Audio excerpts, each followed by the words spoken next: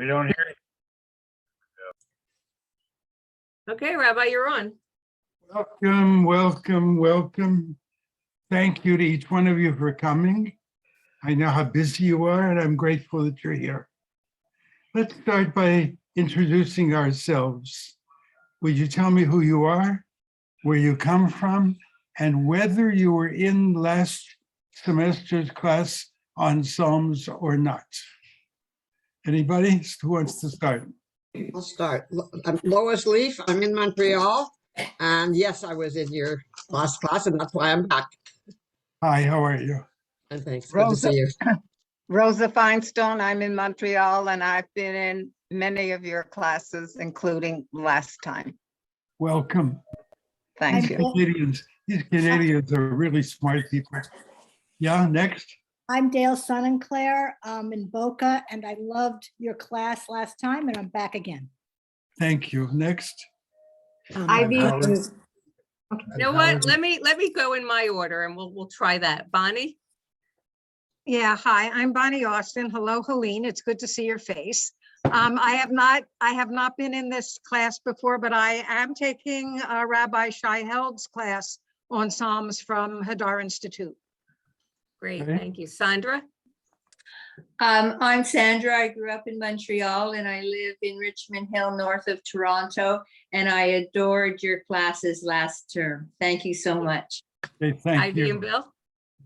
My name's Ivy Hurwitz, and I always see you with a mask on in shul, so now you can see who I am. We live in Boca as of 4 years ago, and I took last semester's course and the one prior to that, and everything you do is very exciting and interesting.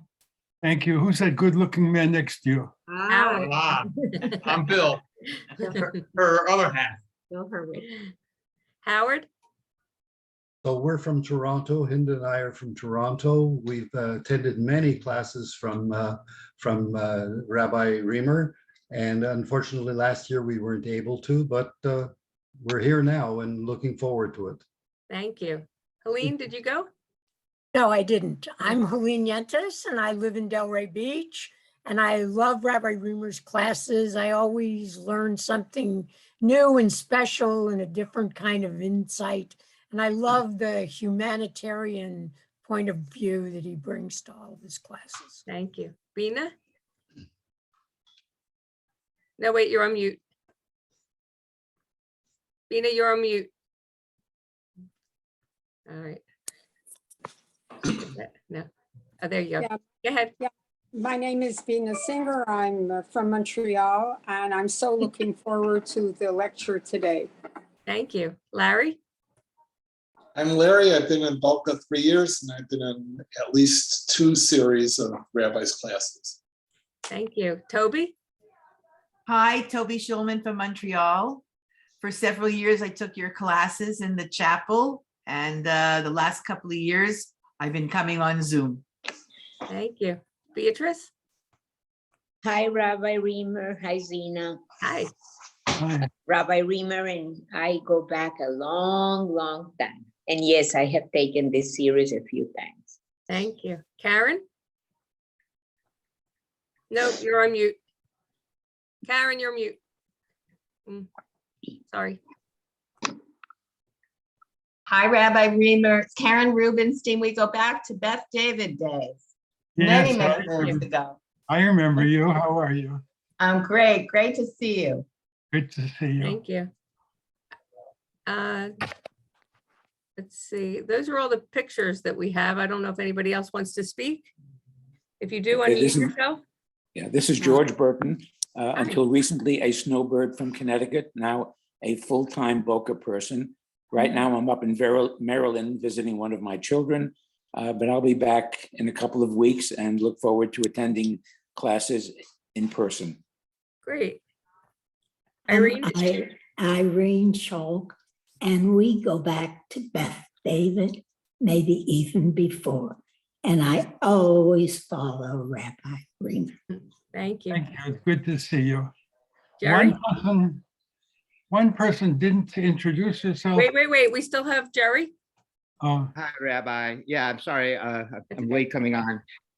You may not remember Rabbi, but I actually also went to services at Beth David back in Miami in those days, and was always very impressed with you. And then obviously here, and I'm just thrilled to be able to learn with you. Thank you. Okay. One person didn't introduce herself, and that's the most important person in this class. Without her, we wouldn't have anything, and that's Zena.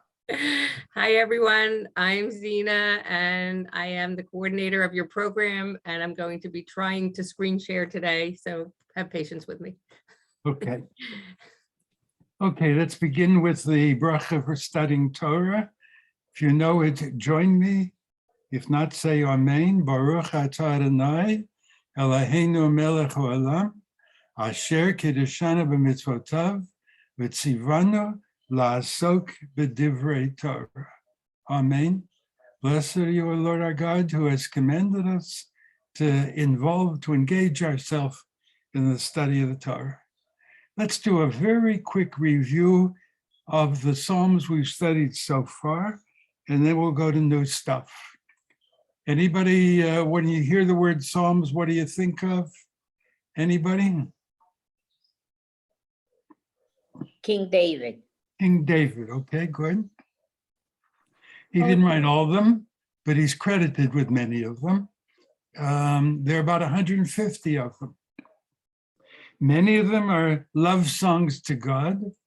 Some of them are songs of anger at God, bitterness at life, songs of loneliness, songs of despair, songs of wonder, songs of gratitude, and they're all written with an awareness of the presence of God. They're all addressed to God. What's the most famous psalm of all? Yeah. The 23rd Psalm. Right. The Lord is my shepherd, I shall not want. We studied that last time. That's a psalm that everybody knows. It's part of the Jewish service, the Christian service, the service of Islam. It's a very beautiful psalm.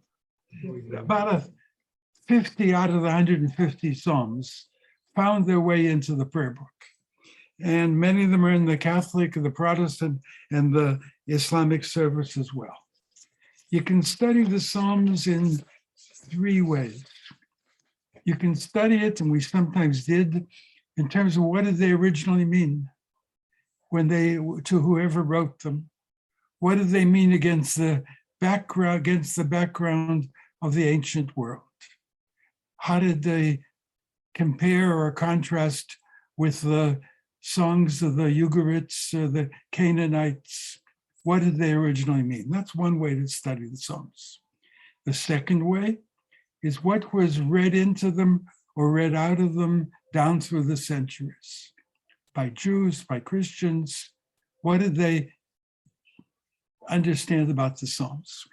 And number 3, and this is maybe the best way to read them, what do they mean to us here and now? What do these words written more than 2,500 years ago say to us today? This morning, I want to study with you 2 Psalms that I bet nobody knows. I didn't know them until recently. Psalm 35 and Psalm 45. They don't appear in the prayer book, and therefore many of them we have never seen before. But they each contain and have an important place, one in American history and one in Jewish history. So let's look first at Psalm 35. I'm only going to read the first 3 lines. If Dina can put them up, that would be nice. If you have a Bible, that would be nice.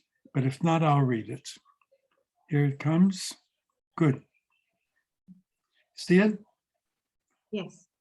I'm going to read the first 3 lines. David, which may mean by David, which may mean in honor of David, which may mean in the style of David, which may mean by one of the descendants of David. We don't know. Of David, for David. Riva Adonai et Rivai, li chamet lo chamai. Strive, God, against those that strive against me. Fight against those that fight against me.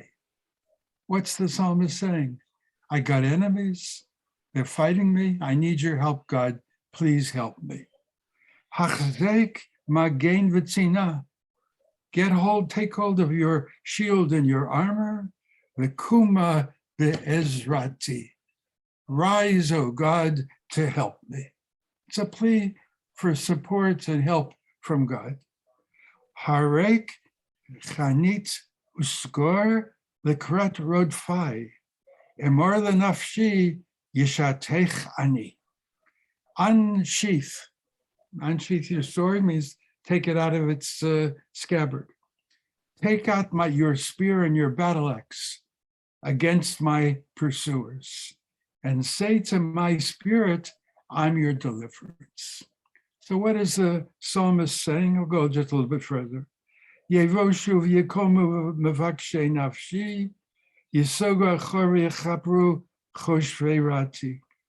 Let those who are against me, who are seeking against after my spirit, who are trying to hurt me, let them be ashamed. Let them be disgraced. Let them be retreat. Let them be humiliated. Those who are trying to harm me. You kamotz ne ruchai umalach Adonai docha. Let them be as chaff that is blown away by the wind. Let the messenger of Adonai chase them away. Okay, and it goes on like that for the rest of the chapter. It goes on like that, I think, for what, 16, 17 verses, and had with the same idea. God help me. I got troubles. I got enemies. Yes, it goes on for 28 verses. God help me because I feel outnumbered. Huh? What? Goes on for 28 verses, but it's the same basic idea. God, I got trouble. I got enemies. Enemies are chasing me. They got weapons. I can't fight them by myself. Help me, God. Be on my side. You chase them. You humiliate them. You do to them what they're trying to do to me. That's the basic idea of the psalm. Okay? We're going to study really just the beginning of it. And I'm going to try to introduce it. Rabbi Meir Soloveitchik is the one who... Rabbi, do you want me to leave this up or should I make you the full screen? I guess me. Okay. Thank you. The person who taught me how to understand this psalm was Rabbi Meir Soloveitchik. I've mentioned him, I think, a number of times before. He's a very smart man. He's the rabbi of the Spanish-Portuguese synagogue in New York, which is kind of funny because he's not Spanish and he's not Portuguese. He's Lithuanian or American. And he's also the head of an interesting department or program at Yeshiva University. It's called the Strauss Center for the Study of Torah and Western Values. And what they do in that chapter is they try, thank you, they try to relate and compare and contrast American culture and Jewish culture. What has each to learn from the other? And he was the one who discovered the place of this poem in American history. And I'm going to talk about it through his eyes. Rabbi Soloveitchik begins by saying that there are two kinds of documents in every society. One is the contract and the other is the covenant. What's the difference between a contract and a covenant? A contract is a legal document. You ever sign a contract? Any of you ever sign a contract? A contract is a legal document, and its purpose is to protect my rights against you, and your lawyer wants to protect your rights against me. And if either one of us violates the contract, the other one can say, hey, wait a minute, stop. You're violating my rights. and I got to back down. A covenant is different. In a covenant, both parties spell out the goals that they want to achieve and the values by which they want to live. If in a covenant, it's me, in a contract, it's my rights against your rights. In a covenant, it's our rights. We is the central word. In a covenant, we're not two separate entities, each concerned with our own rights. We become a united people with one goal. I'll give you an example from the Torah. In chapter 20 of Exodus, the Jews stand at Mount Sinai. And God says, will you enter a covenant with me? Yes or no? And the people are so excited and so eager, so ready. They say, yes, sir. Call whatever you say, we will do. Naaseh v'nishma. Whatever you want, we'll do. They say that without even looking at the contract. You're not supposed to do that, but that's what they did. And then comes the Sedra of Mishpatim. Right after chapter 20 comes chapter 21. And chapter 1, 21, 22, 23 is a detailed list of the spelling out of the agreement. This is what you got to do. Don't just say, whatever, I'll do. These are the specific terms that are you sure you want to join the contract now after you've heard the conditions? So one is an agreement, yeah, whatever you want. And the other is, wait a minute, look at the contract, make sure that that's what you want. And the same thing is true in American literature. We have two great documents which make America. One is the Declaration of Independence, and the other is the Constitution. The Declaration of Independence was a covenant. The people, the signers, pledged to each other in the opening lines their sacred honor, their wealth, and their lives. If necessary, we're going to give our wealth, we're going to give our lives for this covenant, the Declaration of Independence. We want to form one United States. The Constitution is different. Constitution is a contract. It goes on for page after page after page. The Constitution does not contain the name of God. It's not a vision of the way we want the world to be. It's a contract. It's a document. The Declaration of Independence starts out with a reference to God. And it talks about the kind of world that we want to create together.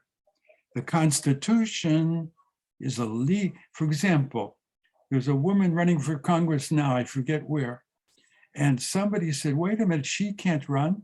She was in the insurrection. She attacked on January 6th. And the Constitution says that anybody who rebels against the country cannot serve in Congress. Nobody knew that law existed. It was passed, it was added to the Constitution after the Civil War. It hasn't been an insurrection since then, but somebody found it. And somebody went to court this week and said, I don't want, that woman is ineligible for serving in Congress. It'll go to court. I don't know what the court will decide, but that's a case this week. There were two incidents that occurred during the writing of the Constitution and during the writing of the Declaration that demonstrate the difference between them. During the debate over the Constitution, they were deadlocked over some issue. The Constitution is really a negotiation between the 13 colonies. They were trying to make a federal government, and they had to win the approval of the separate states to create one United States. Benjamin Franklin got up. he said, look, we're battering back and forth. We can't seem to settle this issue. Let's make a timeout. And during this timeout, let's pray. Hold on just. Huh? He said to the delegates, how come we never thought of even once praying to the Father in heaven to illuminate our understanding?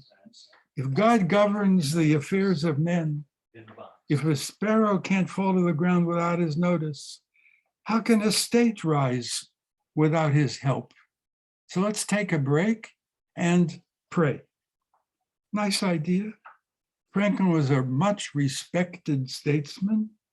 His proposal was shot down. The delegates were mostly disciples of Locke and Rousseau. They believed in the separation of church and state. They wanted to produce a document that would be entirely secular. They wanted no reference to God in the contract they were working on. So they said to Mr. Franklin, I'm sorry, we don't want no prayers when we're writing the Constitution. But Cal, now look at another document. 1774, the Continental Congress is working on the Declaration of Independence. Somebody says, maybe we should begin with a prayer. John Jay, who was later to become the Chief Justice of the Supreme Court, said no. He said, there are a lot of different religions in this room. Protestants, Catholics, I think there may have been a Jew or two. No single prayer would satisfy all of us. Sam Adams got up and he said, I'd be happy to listen to a prayer from any gentleman in this room, of whatever religion he is, provided only that he's a patriotic and a friend to this country. I don't care what religion, we need a prayer. Whoever volunteers, it's okay with me. Somebody got up and volunteered, and nobody knows his name. I wish they did. But he got up and read Psalm 35. And he read is focused on these lines, the first 3 lines. Plead my case, God, against those that strive with me. Fight for me against those who fight against me. Say to my soul, I am your salvation. That night, John Adams wrote a letter to his wife. And that letter has been found. In that letter, he told her what happened that day. He said, I've never seen a greater effect on an audience than I saw this day. I can't describe the outpouring of emotion with which all the delegates, including me, turned to heaven and asked for God's help. It felt as if heaven had prepared the psalm many centuries ago so that it would be available to read today. Interesting letter. He says, I don't know who wrote the psalm.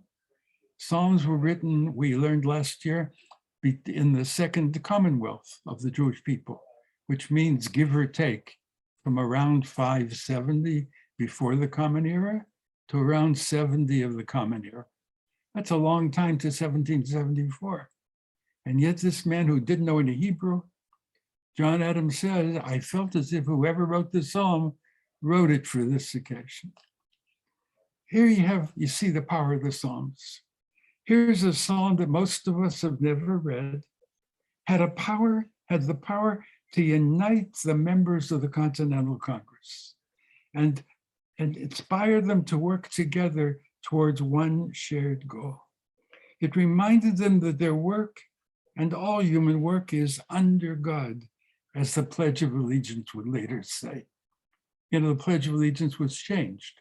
Originally it was, I hereby pledge something, what, I don't remember. And then years later, somebody said, I hereby pledge under God. That was added to the Pledge of Allegiance. And we all say it today.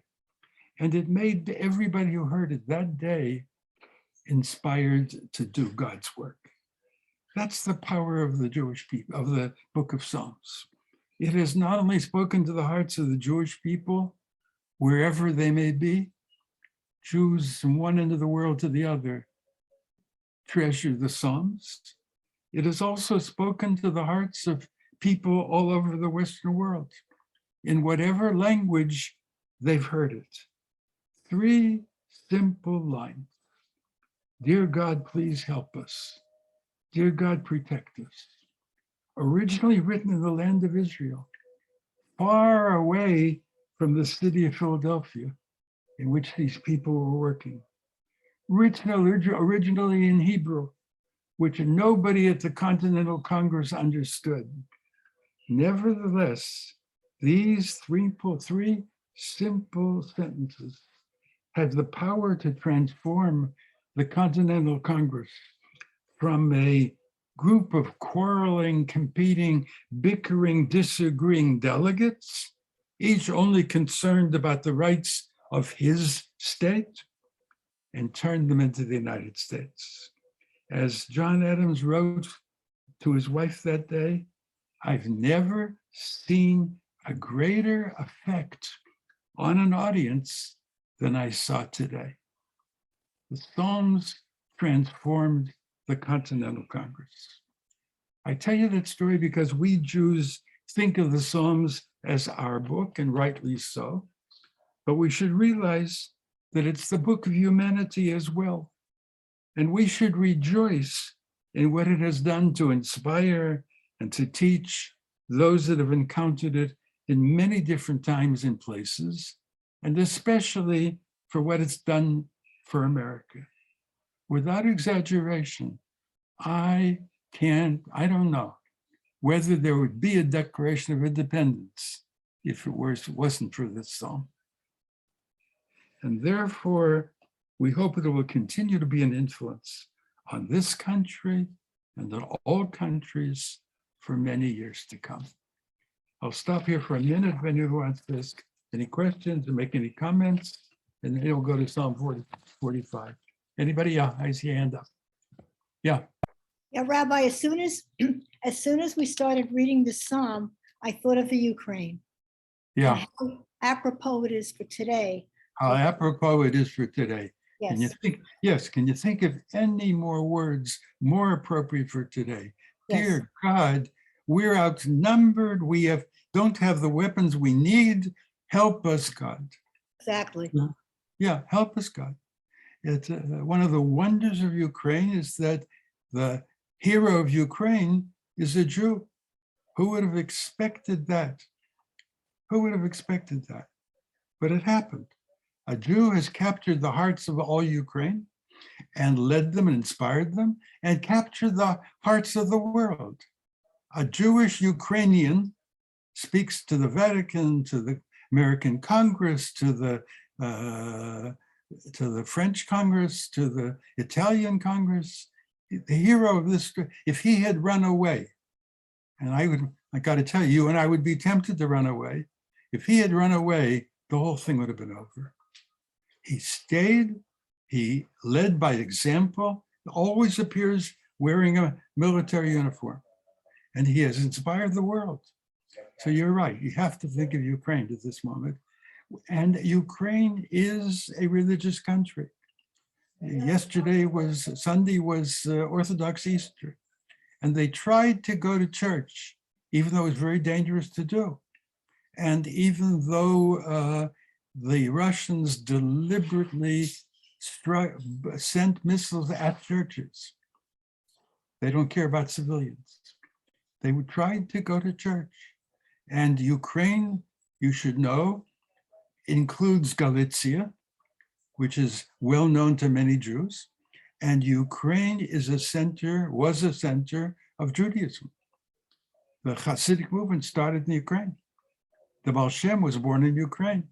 Rabbi Nachman of Bratislav comes from Ukraine. Zionism came from Ukraine. Zionism, Achad Ha'am, came from Odessa. And so we have ties and feelings for the Ukraine. And I think I told you last time, the world's biggest manufacturer of shmur matzahs was a city of Dnipro in Ukraine. Shipped from there to Europe, to America, to Asia, to Africa, everywhere. And then now the Russians have come in and taken Dnipro. And the women who worked in that factory have left with their children heading for Poland.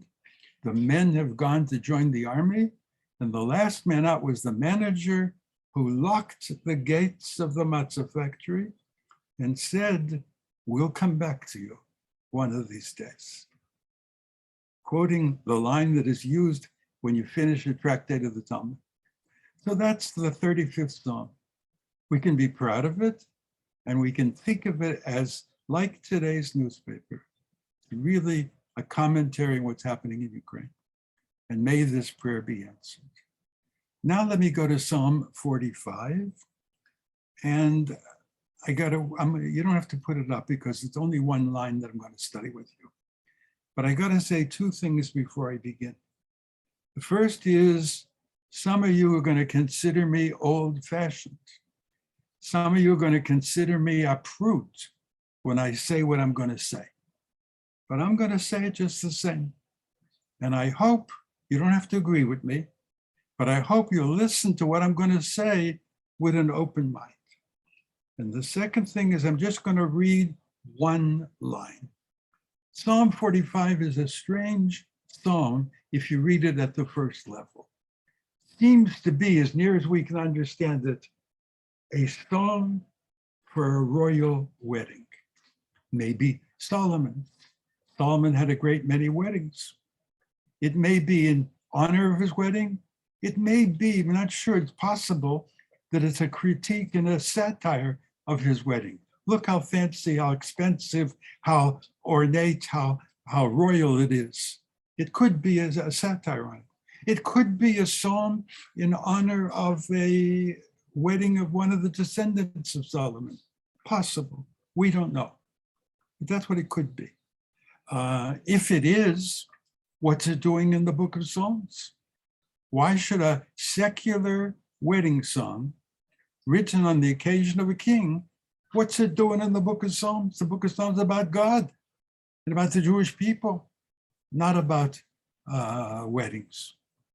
To which the answer may be, and I have no proof for anything I'm saying now, later generations, Jewish and Christian, read it as a wedding, as a messianic king. One of these days, God is going to come, or the Messiah is going to come, and he's going to either marry the Jewish people or send his Christ to be our mate. But that's how it somehow got into the Psalms. Later generations got it in because they read it not as a secular wedding song, but as a celebration of God and either the Jewish people, if you were Jews, or God and the Christian people, God in Christ, if you were a Christian. That could be. But I'm not going to teach it at the first level. What did it originally mean? Because I don't think anybody really knows what it means at the original level. This is a possibility.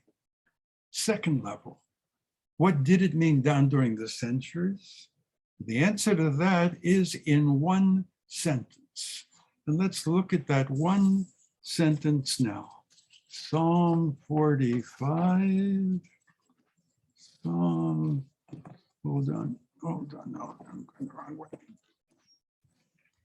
Give me a minute. Here it is. Psalm 45. On Shoshanim of the Korachites, a love song. By the way, Yedidut is a love song, and it echoes one of the names of Solomon, Yedidia. My heart is astir with gracious words. I speak to the king. My tongue is the pen of an expert scribe. You, O Majesty, are fairer than all men. Your speech is endowed with grace. God has given you an eternal blessing. Gird your sword, O hero, in your splendor and glory. In your glory win success. Ride on in the cause of truth and humility and right. Let your right hand lead you to awesome deeds. In other words, Your Majesty, we're so proud of you. That's the way you address a king in the ancient world. Do you remember how both Henry and what's the other one's name? The two sons who got married in recent years of the Queen? One was named Henry and the other was what? Oh, we know. William. William, thank you, William. Do you remember how they dressed for their wedding? Remember? How did they dress? Military uniforms. In a In kilt? military uniforms. Didn't one of them wear a kilt? That That was Charles. That was Oh, Charles. Thank you. But the two grooms wore military uniforms. That's what the best dressed prince wears on his wedding day, according to English custom. And even though one of them was a little bit of a rebel and married a girl who didn't have much yichus, nevertheless, a prince wears a military uniform when he gets, and that's what you see here. The king is dressed in a uniform and he has a sword on his thigh and he's ready, he's riding on, he's on a horse or a mule or some animal. And his arrows are sharpened to pierce the breast of his enemies. And people are going to follow his feet. And your divine throne is everlasting. And your scepter is a scepter of justice, because you love righteousness and hate wickedness. Rightly has God chosen to anoint you. The king gets anointed with oil. We've seen pictures of that with the Queen of England. And God chose you for good reason, because you're not only a fighter, you're a fighter for justice. Those are your two qualities. Fighter, you're brave, you handle a weapon, and you stand and believe in justice. You believe in equity. And therefore your robes are fragrant, and royal princesses are your favorite, and your consort, your bride, stands at your right hand, decked in the gold of Ophir. The color doesn't wear white as she does nowadays. She wears gold. Take heed, lass. He's speaking to the color now. Incline your ear. Forget your people. Forget your father's house, and let the king be aroused by your beauty. You come from another country, forget your country. Become an Israelite, because you're marrying the king of Israel. He is your Lord. Bow to him. Tyrian lass, Tyre's Syria. The wealthiest people will count your favor with gifts, goods of all sorts. The wealthiest people are going to come to this wedding, and they're going to surround you with gifts. Royal princess, your dress embroidered with golden mountings is led inside to the king. That's the way, the only verse I'm going to talk about is verse 15, the second half of verse 15. And this is the way the JPS translates it. Royal princess, your dress, your wedding gown, embroidered with golden hem, maidens in your train, carrying your train, walking behind you, and with joy and gladness, enter the palace of the king. Your sons will succeed your ancestors. They will be appointed princes throughout the land. I declare your fame for all generations. People will praise you forever and ever. It's a nice wedding song. Hooray to the king for being brave and just. Hooray to the bride who comes from another country and is dressed to kill, who's dressed in a golden robe, and who has servants behind her carrying her trim, and who's going inside. I guess the wedding service is, by Jews, what do we do after a wedding? Bride and groom have yichud, you know that? Which means for a couple minutes, they go inside and they're by themselves. And if they fasted, they may have enough. But they go and they're alone for a few minutes, and then they come out and they greet everybody. The same here. In ancient times, the bride and groom go into the chamber. I don't know if it's yichud, I don't know if they come out, I don't know if they stay there, I don't know if they have a private conversation there, I don't know what happens inside, I'm not there, nobody's there. But they go inside. Now let me go to the Hebrew on this verse.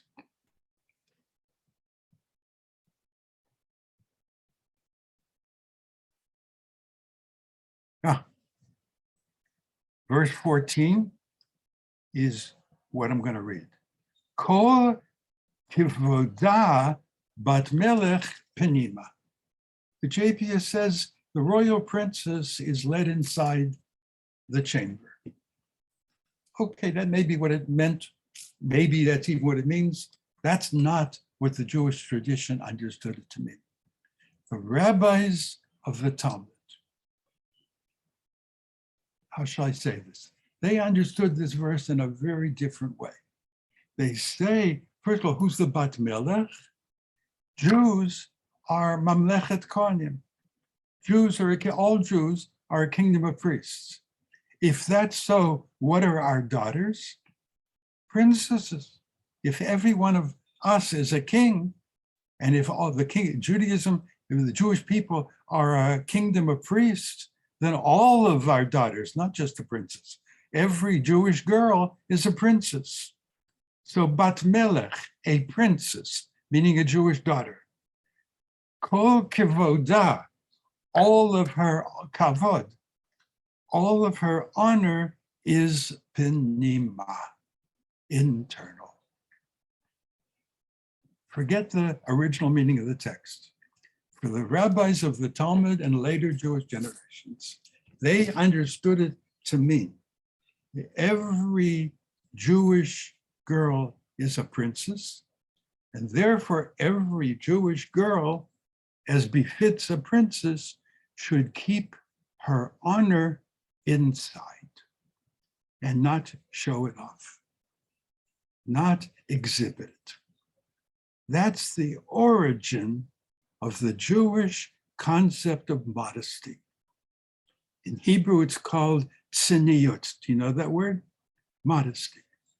And it's a central Jewish teaching down through the ages. A Jewish girl, and for that matter, Jewish man, should always be modest. Where does it come from? It comes from one other passage in the Torah. In the Seder of Truma, it says the Israelites are supposed to make curtains in order to cover the room which is called the Holy of Holies, in order to separate it from the rest of the Mishkan. So Rashi asks a good question. He says, what do we need to cover it for? The Torah says that during the 40 years the Jews wandered or traveled in the wilderness, their clothes never got dirty, and their clothes never wore out.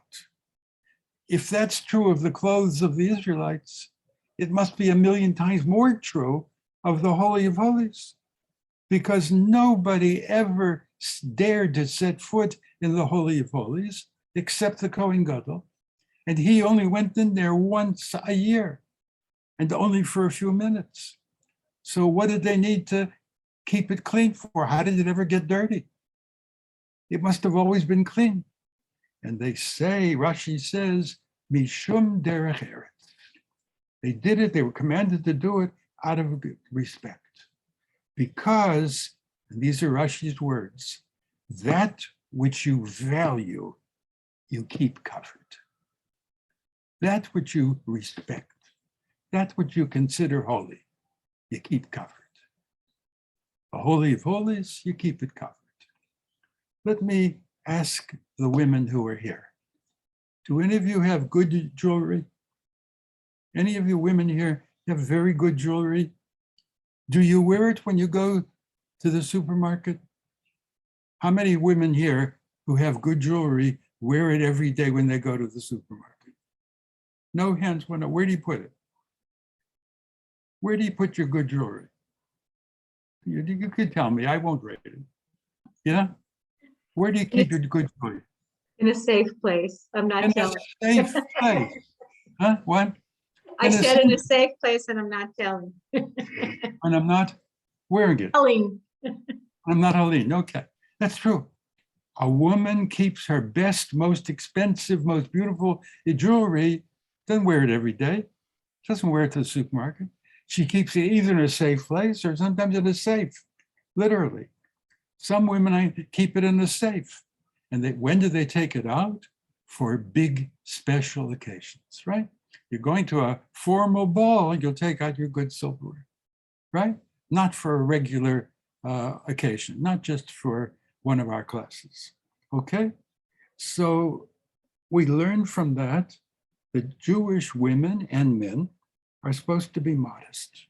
And that's what these 5 words mean. We're a kingdom of priests, our daughters are princesses, and therefore we should dress modestly. Now, modesty has fallen on tough times these days.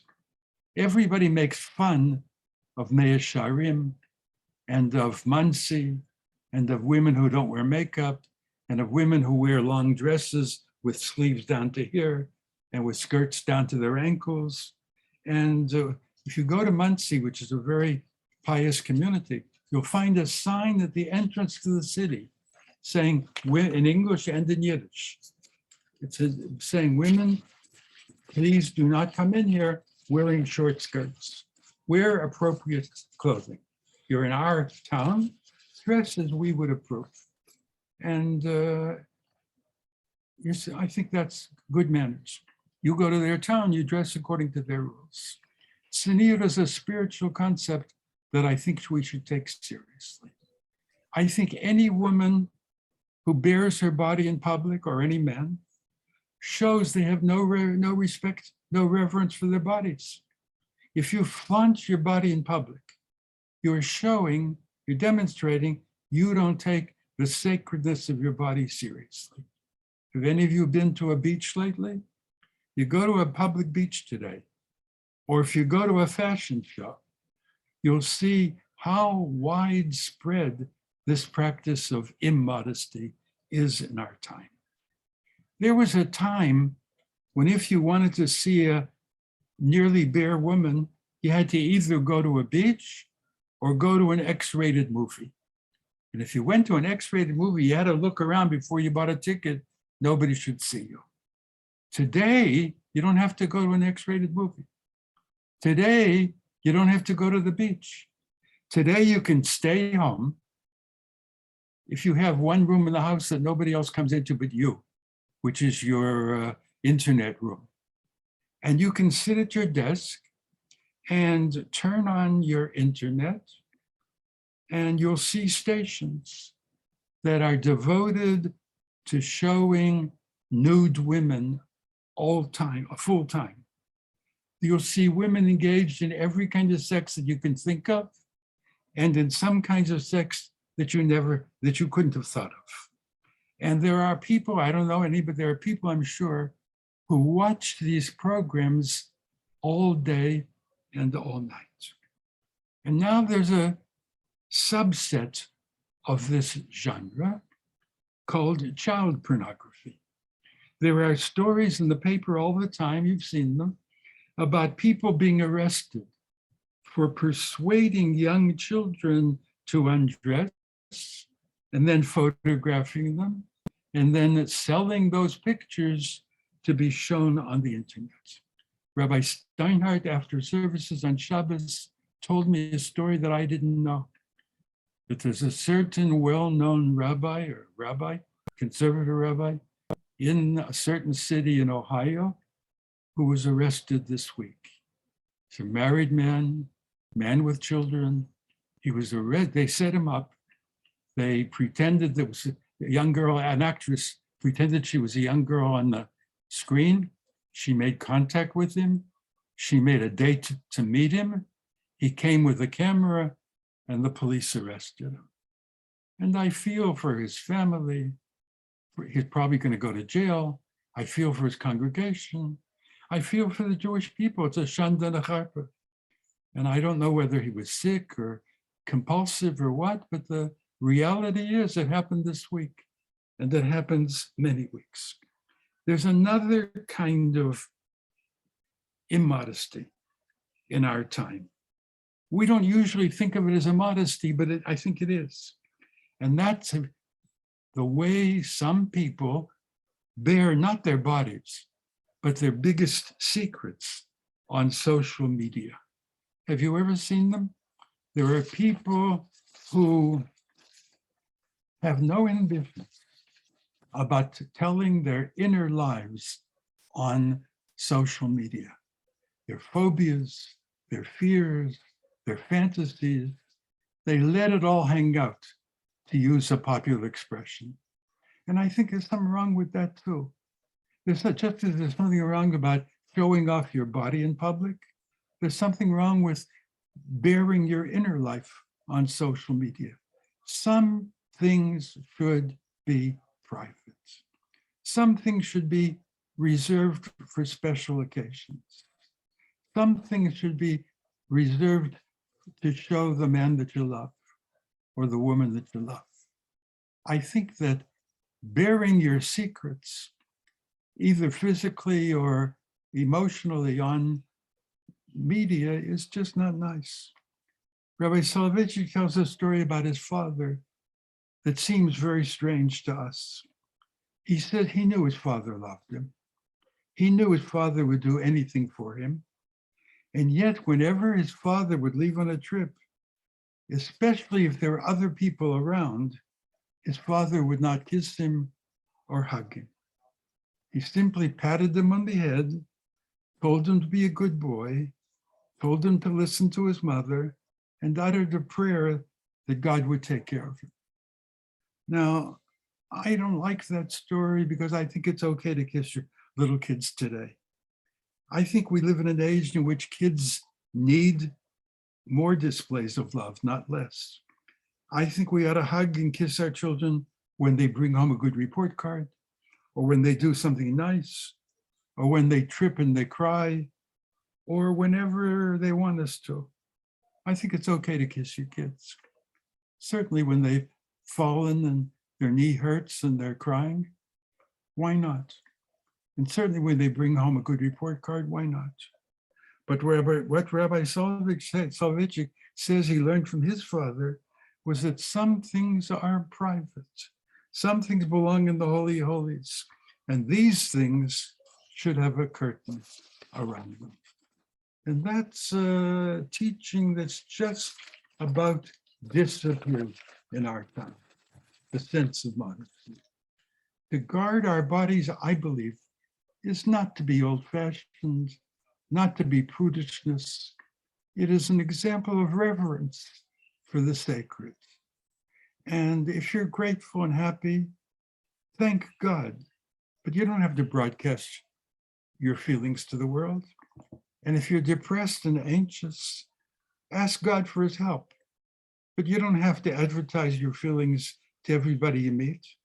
No one should share, I think, either his body or his innermost thoughts with strangers. I think, and I may be wrong, that shows disrespect for the sacred. I admit tzniut has sometimes been carried to extremes. I admit that the garments that are worn by some people go beyond just protecting the beauty. They cover so completely that the person can't be seen at all. But the fundamental idea that both men and women should treat their bodies with reverence, I think makes sense, maybe more today than ever before. One sentence in Psalm 45, probably not the original meaning of the passage. It was originally a wedding song in honor of a bride. But it is what, by the way the Jews understand it now, it's a teaching that in our society today should, I think, be taken seriously. And now if you want to disagree or agree, I'll open the floor. I'll open the floor. Anybody? Yeah, I have a question. Yeah. Rabbi, how do you feel about the juxtaposition of one psalm to another psalm, and how one leads into another one? Because Psalm 44 is a community lament, and it is so very different than 45. Yeah. Are we supposed to find some relationship, for instance, No. between 44 and 45? No, they're utterly unconnected. But that's a wonderful question. And we will find, if we get to 117, 118, or others, there are psalms in which one is connected to the other. There are a few like that. This isn't. I don't know how they got put next to each other. It's really strange. One is a bitter psalm. I'm mad at you, God. Why have you deserted me? Why are you treating me this way?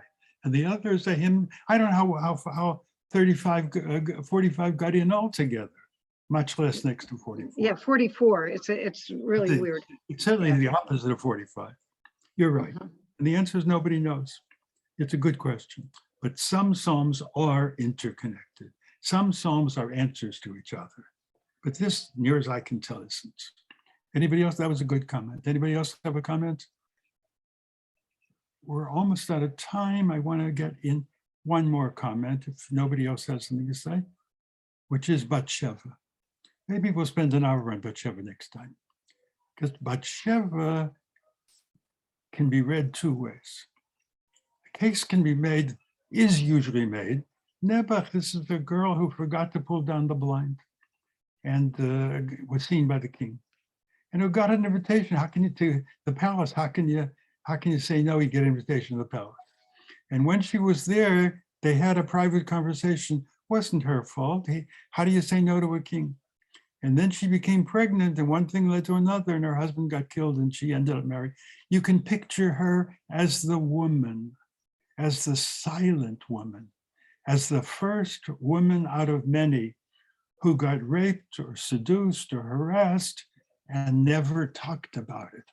Women were told, you don't talk, you don't, because nobody's going to believe you. They're going to say you were the seducer.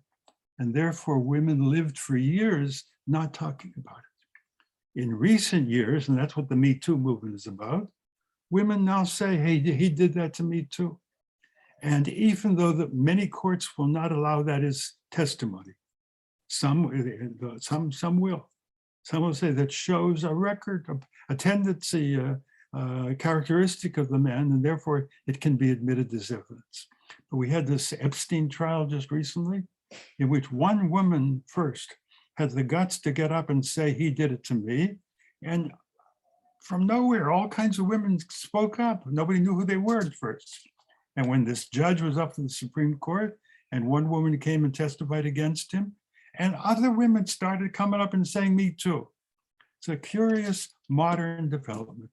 Women don't have to keep quiet. They don't have to be silent victims. Let me begin the reading of the story of Bathsheba a different way. The story can be read that the whole thing was her idea from beginning to end, and that he did it to get him, to trap him. And every step can be reread that way. There's an Israeli poet named Yechiel Mor, who grew up in Mea Sharim and left Mea Sharim, and then writes this poem. And I think I know why he wrote it. Listen to it. Oh, the wiles, the tricks of women. Not for nothing did you climb onto the roof. It wasn't in the bathroom. They didn't have plumbing. You took your bath on the roof. Not for nothing did you let your clothes slither down. You knew what you were doing when you took off your clothes. You with the beautiful garments. For the king's palace glistened enticingly. You wanted to get the king. You wanted to get into the palace. You were the monarch of your time. For many nights, when sleep evaded you, when you couldn't sleep, you spun the fabric of your yearning with feverish thirst. You lay awake at night, wishing, planning, plotting, hoping, trying to figure out how you could get the king. You interwove the warp of shame with the weft of desire. Women who know how to snow know what I'm talking about. As you lay awake in bed at night, you somehow connected the warp of shame, you can't chase a man, with the weft of desire, the intention of desire.